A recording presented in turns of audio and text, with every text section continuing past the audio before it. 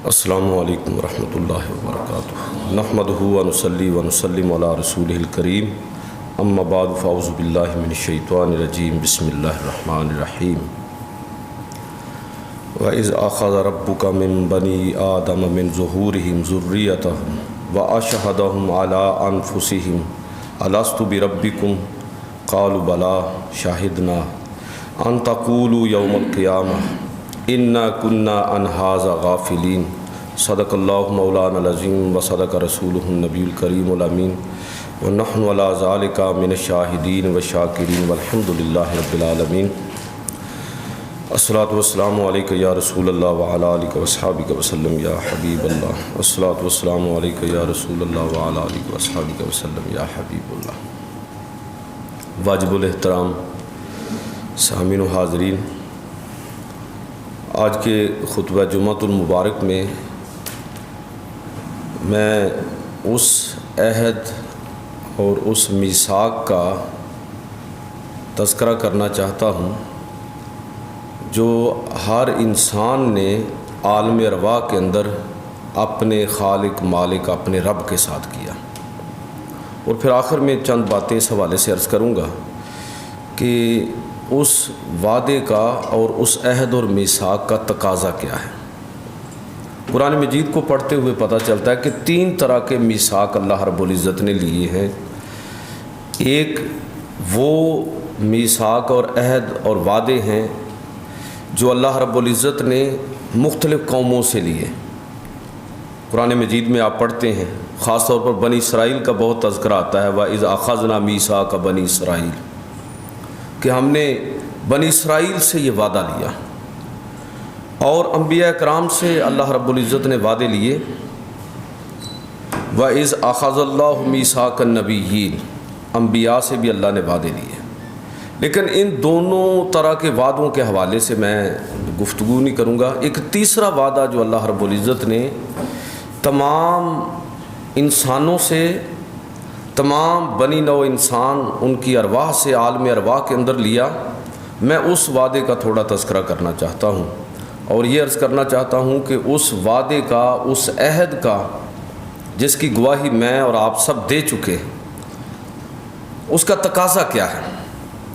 تو اللہ رب العزت نے، یہ سورہ اعراف کی آیت ہے، اللہ رب العزت قرآن مجید فرقان حمید کے اندر ارشاد فرماتا ہے کہ اور یاد کرو، وَإِذْ أَخَذَ رَبُّكَ مِن بَنِي آدَمَ مِن ظُهُورِهِمْ ذُرِّيَّتَهُمْ، کہ اس وقت کو ذرا یاد کیجئے جب آپ کے رب نے نسل آدم سے، آدم کی پشت سے ان کو ظاہر کیا اور نسل آدم سے وہ وعدہ لیا، عہد لیا۔ حدیثوں میں اس کی وضاحت بھی ہے کہ اللہ رب العزت نے حضرت آدم علیہ السلام کی پشت پر ایسے ہاتھ مارا جس طرح کہ اس کی شان کے لائق ہے۔ یہ ہماری طرح کا ہاتھ تو اللہ رب العزت اس سے تو محفوظ ہے۔ تو مراد یہ سمجھانے کے لیے ہے، حدیثوں میں آتا ہے کہ اللہ رب العزت نے آدم علیہ السلام کی پشت پر ہاتھ مارا، اور جتنے بھی قیامت تک انسان اچھے برے جو بھی پیدا ہونے والے تھے، ان سب کی ارواح جو ہے وہ ظاہر ہو گئی۔ اور پھر اللہ رب العزت نے ان ارواح کو مخاطب کرتے ہوئے ارشاد فرمایا۔ یہ اصل میں اسی عہد کی طرف اور اسی وعدے کی طرف اشارہ ہے۔ یہ وعدہ میں نے اور آپ نے سب نے یہ وعدہ کیا ہے، اگرچہ ہم اس وعدے کو بھول ہی کیوں نہ چکے، ہماری یادداشت سے وہ وعدہ محو ہو چکا ہے، لیکن وہ وعدہ کس طرح ہمارے ساتھ جڑا ہوا ہے وہ میں بھی عرض کرتا ہوں۔ پہلے ذرا آپ اس آیت کا ترجمہ سماعت فرمائیں کہ اللہ رب العزت نے آدم علیہ السلام کی جو اولاد تھی اس کو ظاہر فرمایا اور پھر ان سے عہد لیا، وَأَشْهَدَهُمْ عَلَىٰ أَنفُسِهِمْ، اور خود ان کو اس وعدے پر گواہ ٹھہرا دیا کہ تم خود ہی اس کے گواہ ہو جاؤ۔ اور وہ وعدہ کیا تھا، وہ سوال کیا تھا جس کا جواب میں نے اور آپ نے سب نے عالم ارواح کے اندر دیا۔ اللہ رب العزت نے فرمایا، أَلَسْتُ بِرَبِّكُمْ، اے نسل آدم کیا میں تمہارا رب نہیں ہوں؟ قالوا بلا، تو سب نے کہا ہم سب نے، جس نے اس دنیا میں آ کے اللہ کو مانا اس نے بھی کہا، اور جس نے یہاں آ کے انکار کر دیا اس نے بھی کہا، سب نے یہ اقرار کیا۔ وہ اقرار کیا تھا؟ بھلا کیوں نہیں، اے اللہ تو ہی ہمارا رب ہے، تو ہی ہمارا خالق اور مالک ہے۔ شاہدنا، ہم نے اس بات کی گواہی دی، ہم اس بات پر ایمان لائے، یقین رکھتے ہیں کہ تو ہی ہمارا رب ہے، خالق ہے، مالک ہے، تو ہی ہے سب کچھ۔ اللہ رب العزت ارشاد فرماتا ہے کہ یہ گواہی ہم نے اس وجہ سے قائم کی، ان تقولوا یوم القیامہ، ایسا نہ ہو کہ تم یہاں سے جاؤ، زندگی تمہاری اپنے مراحل پورے کرے اور تم جب قیامت کے دن وہاں پر جمع کیے جاؤ، تو یہ ہم نے اس لیے تم سے یہ عہد لیا تھا کہ تم قیامت کے دن یہ نہ کہہ سکو کہ انا کنا عن ھذا غافلین، اے اللہ ہمیں تو پتہ ہی نہیں ہے، ہم تو اس چیز سے غافل تھے، ہمیں تو پتہ ہی نہیں، ہمیں تو اس چیز کی خبر تک نہیں ہوئی۔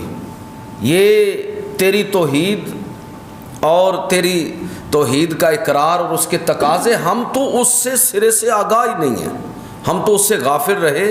اللہ رب العزت فرماتا ہے کہ یہ ہم نے تم سے عہد لیا اور تمہیں اس دنیا کے اندر جو بھیجا ہے، تو وہ عہد اللہ رب العزت نے بھلے سے انسان اپنی یادداشت سے اس کو کھو چکا ہو، بھول چکا ہو اس کو، لیکن آپ دیکھیے کہ اس عہد اور وعدے کو بھولنے کے باوجود بھی انسان کی فطرت اللہ رب العزت نے ایسی بنائی ہے کہ اگر کوئی رکاوٹ نہ ہو تو انسان اس طرح اللہ کی طرف رجوع کرتا ہے جس طرح بچہ کہ جس نے کبھی نہیں دیکھا ہوتا کہ اپنی ماں کے بطن سے پیدا ہوتے ہوئے ہم میں سے کسی نے بھی نہیں دیکھا، لیکن انسان کی حالت کیا ہے کہ وہ بچہ اپنی ماں کی طرف فطری طور پر جو ہے وہ میلان رکھتا ہے اور فطری طور پر اس کی طرف متوجہ ہوتا ہے، اور اس کو اپنی ماں کے پہچاننے میں،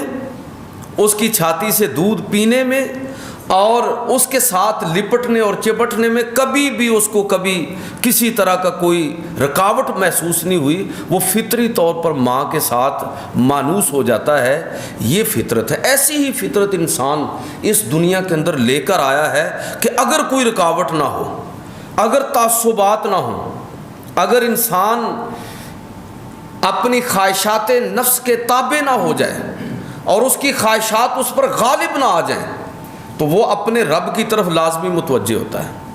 یہ بھی آپ نے دیکھا کہ یہ دنیا کے اندر جو معاملات ہوئے ہیں، اس میں آپ نے بڑی خبریں سنی ہوں گی کہ 500 سال پرانے جو مسجدیں بند تھیں وہ بھی کھلوا دی گئیں غرناطہ اور اسپین کے اندر، اور کہا گیا کہ بھائی 2 اذانیں، اگر تمہارا کوئی خدا ہے اور تم کسی خدا کو مانتے ہو تو 2 پکارو اس کو۔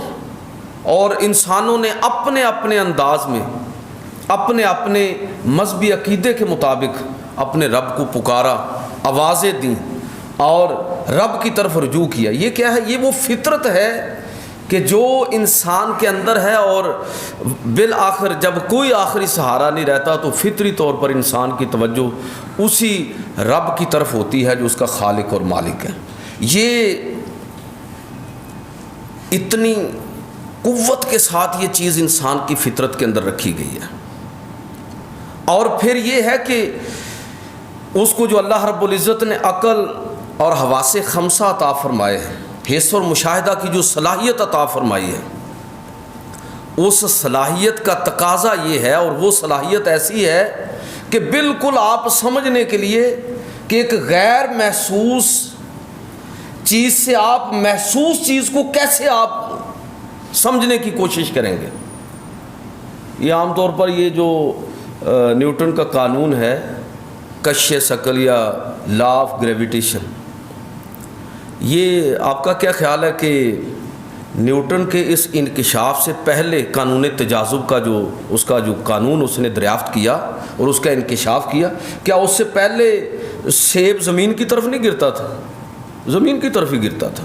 اس سے پہلے بھی اونچی جگہ پر چڑھتے ہوئے انسان دقت محسوس کرتا تھا اور اوپر سے نیچے آسانی سے آتا تھا۔ یہ ساری چیزیں پہلے موجود تھیں، لیکن اس نے اس چیز کو محسوس کیا اور اس کو ایک سائنسی قانون کی صورت میں بیان کیا، اور دنیا نے اس کو مسلمہ حقائق کے مطابق سمجھتے ہوئے اس کو تسلیم کر لیا اور اس کو اختیار کیا۔ تو گویا کہ ایک ایسی چیز کہ جس کو اگر آپ اس انداز میں دیکھنا چاہیں قانون تجاذب کو، لا آف گریویٹیشن کو، تو آپ نہیں دیکھ سکتے، لیکن وہ قانون، وہ چیز موجود ہے۔ میں کہنا یہ چاہتا ہوں کہ اللہ رب العزت نے انسان کو اس انداز میں پیدا کیا، ایسی صلاحیتیں دے کر پیدا کیا، عقل اور شعور کی وہ منزلیں اس کو عطا فرمائیں کہ وہ اگر چاہے تو بڑی آسانی کے ساتھ غیر محسوس کی طرف سفر کر سکتا ہے اپنے حس، مشاہدے اور عقل کی بنیاد پر۔ تو اللہ رب العزت نے یہ اپنی معرفت کے لیے انسان کو اس صلاحیت کے ساتھ پیدا کیا۔ ساری گفتگو کا حاصل بالکل آخر میں آئے گا، ابھی میں صرف یہ بات کہنا چاہ رہا ہوں کہ یہ اتنا اہتمام کیوں ہے، کیوں اللہ رب العزت نے انسان کو عقل دی، فطرت پر پیدا کیا، ایسی فطرت کو جو اس کی معرفت کی بنیاد ہے۔ ویسے یہ کافی تھا اللہ رب العزت کو جاننے اور پہچاننے کے لیے، یعنی انسان اس فطرت کی بنیاد پر اپنے رب کو پہچانے، حس اور مشاہدہ اور عقل کی بنیاد پر مظاہر فطرت پر غور و فکر کے نتیجے میں اپنے رب کو پہچانے، یہ دلائل کافی تھے، یہ حقائق ایسے تھے کہ جو اللہ کی معرفت کے لیے کافی تھے۔ لیکن اللہ رب العزت نے اس پر بس نہیں کیا، اس کے ساتھ ساتھ اس نے جو پہلا انسان پیدا کیا جس سے ساری انسانیت وجود کے اندر آئی، حضرت آدم علیہ السلام اور اماں جی حوا علیہ السلام، تو وہ لوگ تھے، ہمارے باپ دادا وہ لوگ تھے جو اللہ رب العزت کی ذات کی، اس کے فرشتوں کی، اس کی جنت کی، اس کی نعمتوں کے عینی شاہد تھے، اور یہ گواہی لے کر وہ دنیا کے اندر اترے ہیں، اور انہوں نے اپنی اولادوں کو بتایا کہ اس کو محض ایک خیال نہ سمجھنا، ہم نے اس رب کی قدرت کو اپنی ان آنکھوں کے ساتھ مشاہدہ کیا ہے، اس کی جنت کو ہم نے خود دیکھا ہے، اور اس کی ساری نعمتیں واقعتاً موجود ہیں، تم اس معاملے میں کسی دھوکے کے اندر نہ پڑنا۔ گویا کہ بنی آدم میں پہلا انسان جو ہے وہ اس چیز کی گواہی لے کر دنیا کے اندر اترا، اس کا بھی اہتمام کر دیا۔ پھر اگلی بات، حضرت آدم اس دنیا سے چلے گئے، ایک مدت تک قرآن مجید فرقان حمید کو آپ پڑھیں، آپ کو 2-3 جگہ پر یہ واقعہ ملے گا کہ حضرت آدم علیہ السلام کے اولاد میں سے قابیل اور حابیل، اس وقت حضرت آدم علیہ السلام کے بعد خدا کے وجود کی شہادت کے طور پر یہ چیز تھی کہ لوگ اپنی قربانی اللہ کی بارگاہ میں کسی کھلے میدان کے اندر رکھ دیتے تھے، اور آسمان سے آگ اترتی تھی، جس کی قربانی اللہ کو قبول ہو جاتی، آگ اس کو کھا جاتی تھی اور دوسری رہ جاتی تھی۔ یہ آگ کا اترنا، انسانوں کا قربانی کو پیش کرنا اور آگ کا اترنا، یہ گویا کہ حصی طور پر ایک بہت بڑی دلیل رہی ایک دور کے اندر لوگوں کے لیے، بنی آدم کے لیے، کہ وہ خدا جو ہماری اس قربانی کو قبول کرنے والا ہے وہ واقعتاً وجود بھی رکھتا ہے اور ایک سچی اور پکی حقیقت بھی ہے۔ یہ چیز بھی آپ قرآن مجید فرقان حمید کے اندر پڑھتے ہیں، اور قابیل اور حابیل کا وہ پورا واقعہ جو میں یہاں اس کا تذکرہ صرف اشارتاً کر رہا ہوں کہ آپ نے واقعہ پڑھا ہوا ہے کہ کس طرح قابیل اور حابیل نے اپنی قربانی کھلے میدان کے اندر رکھی ہے، اور اللہ رب العزت نے حابیل کی قربانی کو قبول کر لیا اور قابیل کی قربانی کو قبول نہیں کیا، جس کے نتیجے میں قابیل نے حابیل کو قتل کیا اور اس گناہ کا ارتکاب کیا کہ جس کا اس سے پہلے کوئی وجود نہیں تھا۔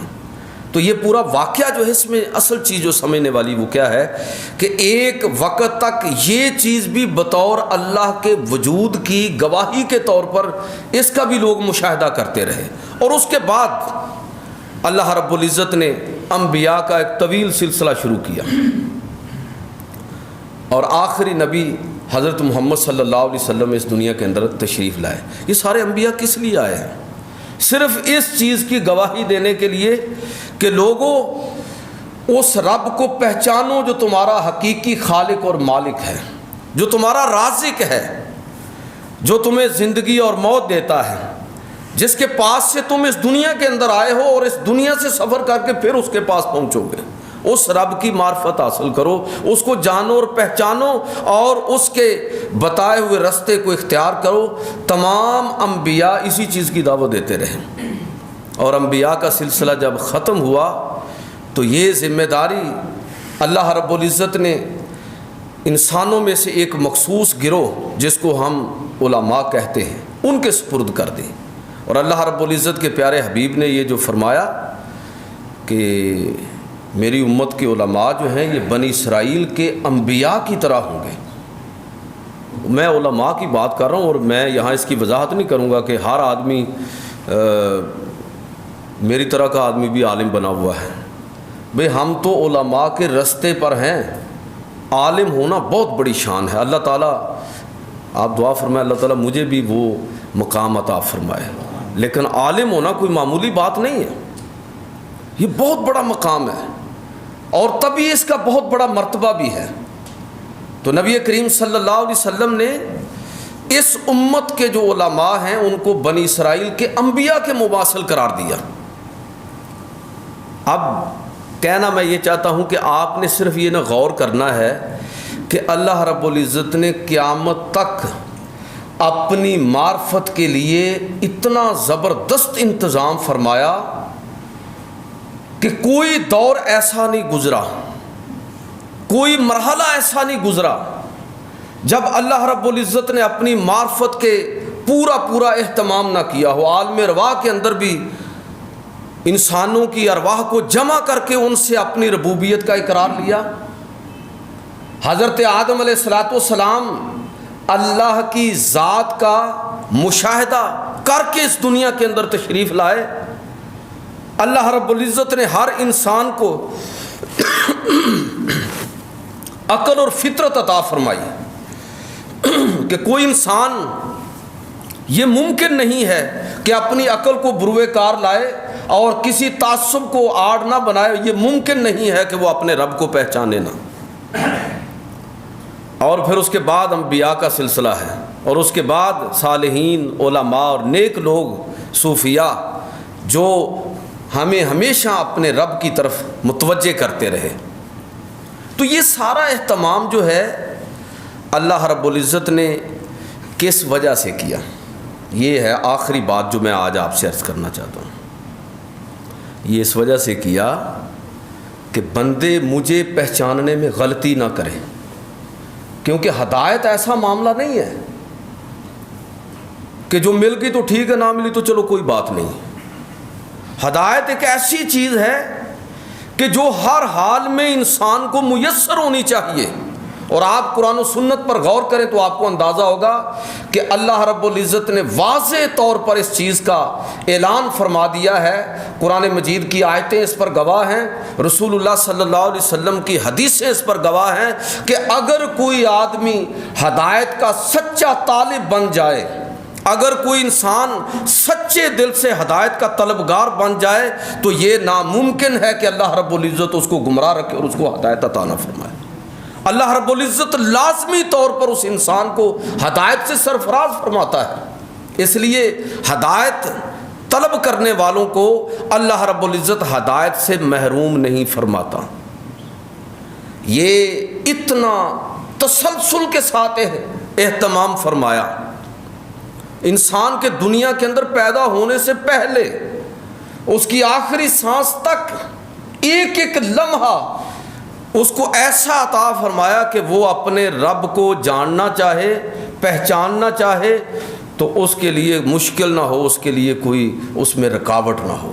تو میرے بھائیوں، یہ اللہ رب العزت نے اتنا اہتمام کس لیے فرمایا؟ یہی وہ انسان کی آزمائش ہے۔ وما خلقت الجن والانس الا لیعبدون، کہ ہم نے انسان کو جو پیدا کیا تو یہ دیکھنا ہے کہ وہ ہمیں کیسے پوجتا ہے، ہماری عبادت کیسے کرتا ہے, میرے ساتھ اپنے تعلق دنیا کی زندگی کے اندر کیسے سماجی رویے اختیار کرتا ہے. لہٰذا میں یہ عرض کرنا چاہوں گا کہ آج جس طرح کے ماحول کے اندر ہم اس وقت سانس لے رہے ہیں, جس کا آج سے کچھ مہینے قبل تک تصور بھی نہیں تھا ہمارے ذہن میں, کیسی زندگی ہم گزاریں گے. ایسا وقت ہم پر آئے گا کہ ہم آپس میں ایک دوسرے کو مل بھی نہیں پائیں گے, ایک دوسرے کا حال بھی نہیں پوچھ سکیں گے, مزاج پرسی نہیں کر سکیں گے. کیا ایسا وقت, اس کا کوئی تصور تھا ہمارے ذہن میں؟ لیکن وہ وقت آیا. اب اس آزمائش کے اندر جس آدمی کو اللہ کی معرفت حاصل ہے, جو اپنے رب پر پختہ یقین اور ایمان رکھتا ہے, اس کا رویہ آپ کو اور نظر آئے گا. اور وہ شخص جس کا اپنے رب پر ایمان نہیں ہے یا اس کا ایمان کمزور ہے, اس کا رویہ آپ کو بالکل دوسرا نظر آئے گا. اب دیکھ لیں, قرآن مجید فرقان حمید کے اندر اللہ رب العزت ارشاد فرماتا ہے, ان اللہ لا یغیر ما بقوم حتی یغیروا ما بانفسہم, کہ قومیں آزمائشوں میں پہچانی جاتی ہیں, وہ کتنی راہ راست پر ہیں, کتنے حق کے رستے پر ہیں. آزمائشوں کے اندر قومیں پہچانی جاتی ہیں. اس آزمائش میں دیکھ لیجئے کہ ہماری حالت کیا ہے. اللہ رب العزت ہم کو معاف فرمائے. ہم ان حالات کے اندر بھی, جب کہ کتنے قریبی لوگ ہمارے اس دنیا سے ہمارے سامنے رخصت ہو رہے ہیں. اس دن حاجی صاحب کے جنازے میں حاجی عبد القدیر صاحب وہ سب سے پہلے آ کے بیٹھتے تھے. ہماری مسجد کے نمازی آپ احباب جانتے ہیں, کتنے دیندار آدمی تھے اور دین سے کتنی محبت رکھتے تھے, اور اس حوالے سے کتنے سوالات اکثر پوچھتے رہتے تھے. اچانک ہی بس پیغام آیا, قاری صاحب نے بتایا کہ ان کا انتقال ہو گیا. میری طبیعت بہتر تھی, میں بھی جنازے میں شریک ہوا. تو میں نے ان کو کہا کہ آپ ان کی تصویر مجھے بھیجیں. انہوں نے پھر واٹس ایپ پر مجھے تصویر بھی بھیجی. تو یقین کریں کہ اتنا شاک ہوا کہ ایک آدمی ابھی کل تک تو ہمارے سامنے بیٹھا ہوا تھا. ہمارے کتنے عزیز و اقارب اور دوست احباب ہیں. ہاشمی صاحب مجھے فون کر کے بتا رہے تھے کہ ان حالات کے اندر کئی دوست میرے جو ہیں وہ ان کا انتقال ہو گیا ہے. یعنی یہ سینیریو ہے, موت ہمارے سامنے رقص کر رہی ہے. اور ہمارا حال کیا ہے؟ ہمارا حال یہ ہے کہ زندگی بچانے والی دعائیاں تک ہم لوگوں نے مہنگی کر دی ہیں. اور حال یہ ہے کہ یہ سینیٹائزر جو لوگ ہاتھ وغیرہ صاف کرنے کے لیے استعمال کرتے ہیں, وہ کتنے کی, اب کتنے کی مل رہی ہے. یہ ماسک جو تھا یہ کہاں سے کہاں تک پہنچ گیا. پیناڈول گولی ناپید ہو گئی. وہ ایک ثنا مکی کے بارے میں لوگوں نے مشہور کر دیا کہ شاید یہ کوئی اس کا علاج ہے کرونا وائرس کا. تو آپ اندازہ فرمائیں کہ میں کہتا ہوں کہ یہ سارے جو رویہ اس بحران کے اندر اور ان حالات کے اندر ہم لوگوں کا ہے, یہ ذرا غور فرمائیں کہ کیا یہ رویہ یہ ایسے آدمی کا ہو سکتا ہے کہ جو اپنے رب پر پختہ ایمان اور یقین رکھنے والا ہو. ایسے آدمی کا ہو سکتا ہے جو رب کی معرفت رکھنے والا ہو, جو یہ سمجھتا ہو کہ ایک لمحہ بھی اس کا بھی یقین نہیں ہے, پتہ نہیں ہے کب زندگی ختم ہو جائے. ان حالات میں تو اور زیادہ حالات نازک ہو گئے. لیکن اس کے باوجود آپ دیکھ لیجیے کون ہے یار, یہ آٹا چور کون لوگ ہیں, یہ چینی چوری کرنے والے کون لوگ ہیں, پٹرول ذخیرہ کرنے والے لوگ کون ہیں؟ یہ ہم ہی لوگ ہیں. اور ہم پھر اپنے رب سے یہ شکوہ کریں جس رب نے اپنی معرفت کا اس قدر اہتمام کیا ہے کہ اے لوگو, اگر تم مجھے دیکھنا چاہو گے, اگر تم مجھے پہچاننا چاہو گے, اگر تم مجھے جاننا چاہو گے تو تمہارے لیے کوئی مسئلہ نہیں ہوگا, تو تم مجھے جان بھی لوگے, پہچان بھی لوگے.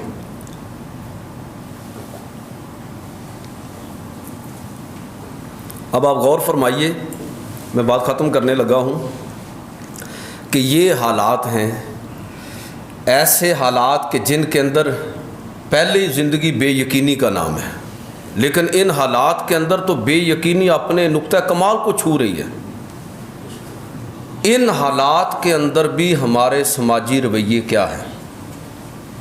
خدا کے لیے اس چیز پر غور کیجئے اور اس چیز کو پیش نظر رکھیے۔ آپ تو وہ لوگ ہیں جو مسجد میں آتے ہیں، خیر کی بات سنتے ہیں، دین سے محبت رکھنے والے لوگ ہیں۔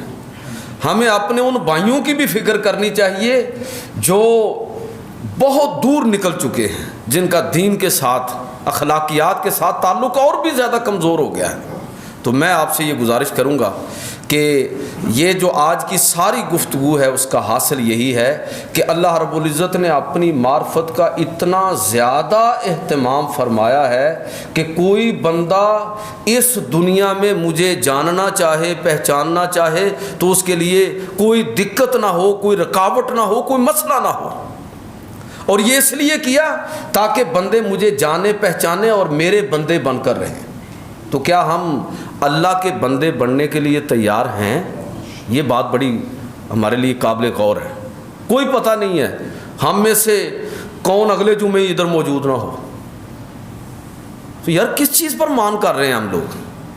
کون سا تکبر ہمیں گھیرے ہوئے ہے؟